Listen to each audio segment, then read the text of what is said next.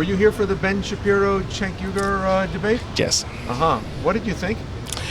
I think, honestly, I think Ben won the debate completely all the way because Mr. Cenk was only. I noticed something that worried me a little bit, and was he was always looking at his podium. And a person on top told me he was looking at his phone. You think he was getting cues from people? I don't think he was getting cues. I think he was actually looking information while Ben was speaking. That's what I think. A lot of people told me, oh, he's looking always at the podium. If you see the videos, you see that he goes down when Ben is debating him.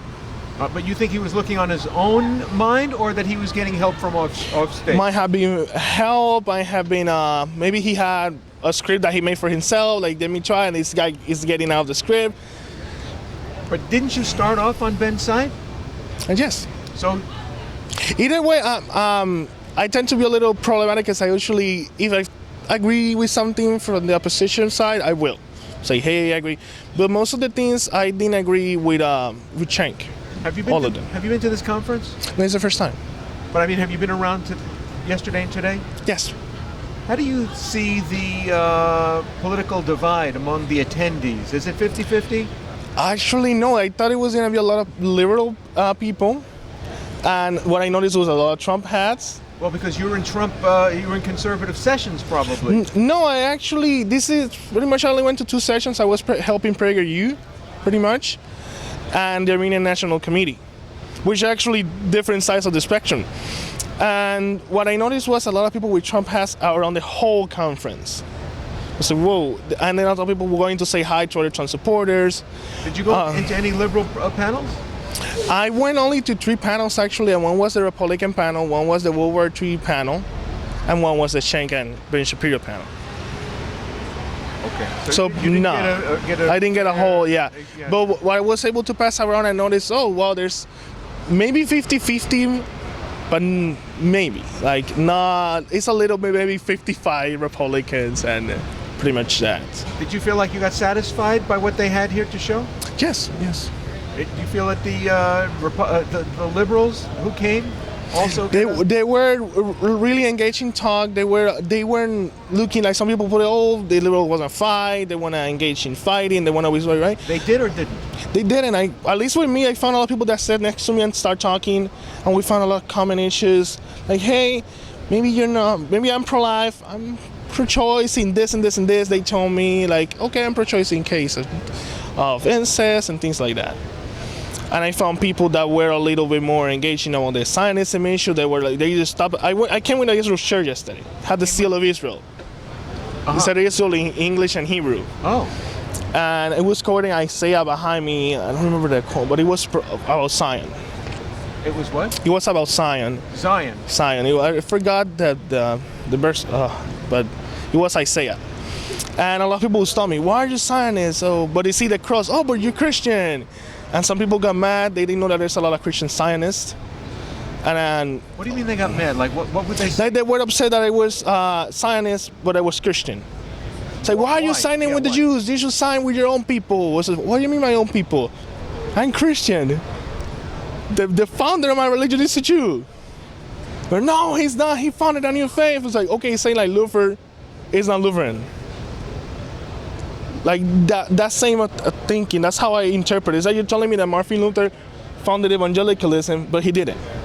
Did you get the sense that they were against the Jews? Yes, yes. Some people told me you should be ashamed of yourself to being a Zionist. So they just want to control the world, they're evil. It's like, okay, a country the size of maybe El Salvador is evil to the world.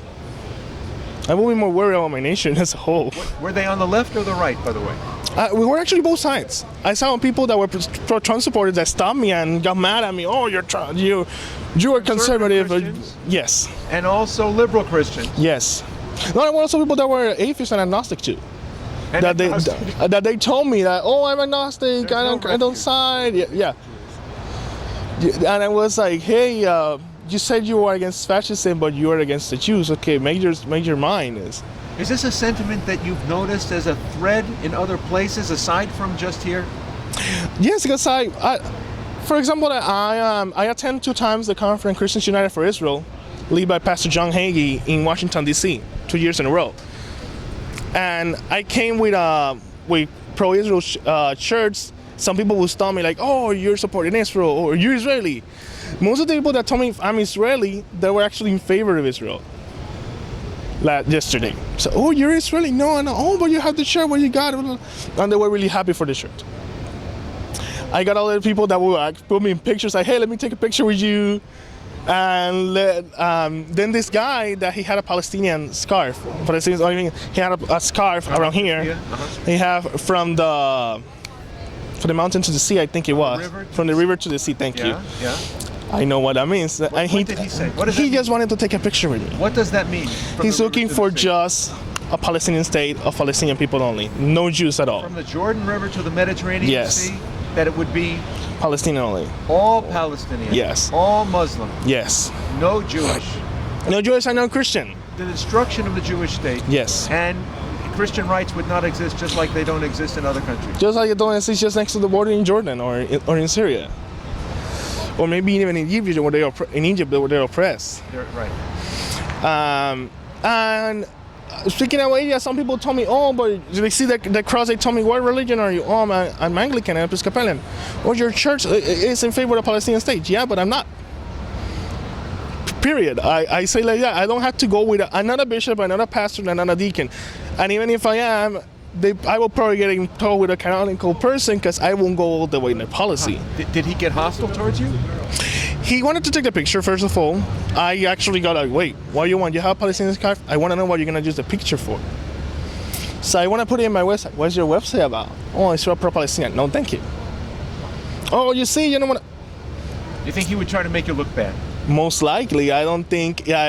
it's like a person that is maybe pro-Hillary or a few months ago, how a Trump shirt would take a picture of me. So knowing that you could encounter this kind of negative reaction, why do you still continue to bring to wear the badge in public? I think God calls us to show what we stand for. Doesn't matter if my whole family is against it. I don't mean in that way, but because usually my family is, most of them are really pro-Israel. But for example, I come from Puerto Rico, and in Puerto Rico, the matter is also really polarized, being really pro-Palestinian. The people that are pro-Israel are quiet, like scared, because there's so much pro-Palestinian people that you can't get in a violent conversation fast. The pro-Israel groups are going up now, with CUFI, with the Zionist Organization of America. They're getting involved in PR and helping, hey, pro-Israel people, rise up, show yourselves. When some people are protesting in the consulate, we have a small consulate of the state of Israel in Puerto Rico, because there's some people, Israeli citizens living in the island. People start fighting in front of an office, maybe the size of a bathroom. And you see 100 people in this little booth that represents the Jewish state in the island, protesting Israel, and no one defending it. When there is people in the island that support Israel.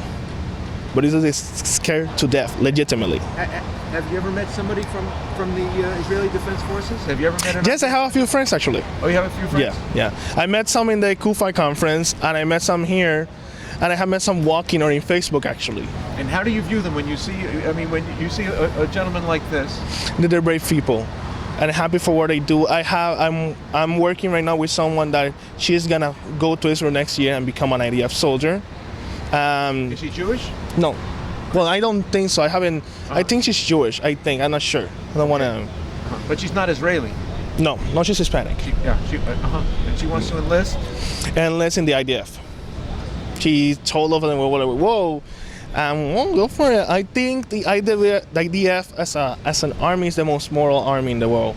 The best with the moral standards. I would even say we should look as the U.S. Army and other armies, even the British Army, which helped create the IDF at one point, should look as the IDF for an example of what a moral should be, how you should interact with other countries. Hey, you should send first, hey, you're bothering me, I'm gonna strike you back.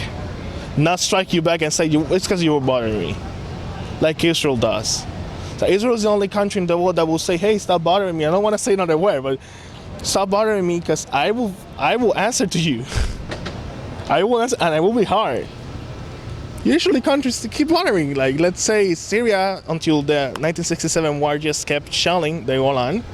Lebanon right now is just letting Hezbollah swarm in the south and the north of Israel. And Lebanon means start with Gaza, which Israel gave them pretty much freedom.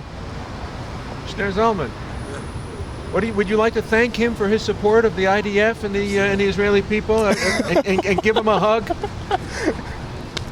Okay, all right. Was that the first IDF soldier you ever hugged? Yes. Okay, good. Well, it was a successful gathering here then. Hashgacha Prati. Yeah. What do they call it? A divine appointment. Oh. I'm probably too. Very nice. Okay, thanks so much. Beautiful. Beautifully put. Before I get to what's the